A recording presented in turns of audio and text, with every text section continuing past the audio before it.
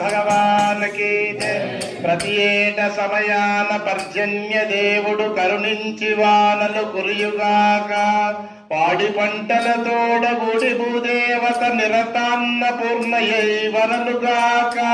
చీకు చింతలు లేక లోకజాలమునందు చల్లని శాంతి వర్ధిల్లుగాక. పూర్ణాయురారోగ్యముల్ గల్గి జనులందు హరిభక్తి కరమరరారుగాక.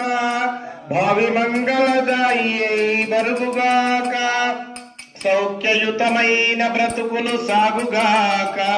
రాధికానాథనీయ అనుగ్రహము వలన పరమ కరుణాంతరంగ శ్రీ పాండురంగ పుండరీక వరద హరి విఠ్ఠల బోల్ జ్ఞానదేవ్ తుకారాం పండరీనాథ్ భగవాన్ కి ధర్మస్య విజయోస్తు అధర్మస్య నాశోస్తు ప్రాణిషు సద్భావనస్తు విశ్వస్య కళ్యాణమస్తు.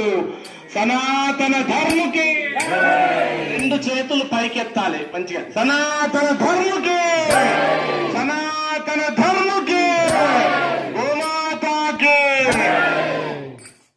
సనాతన ధర్మకి అనగానే మనకు రోమాలు నిక్కబడవాలి. ఎందుకంటే మనం సనాతన ధర్మంలో ఉన్నాం.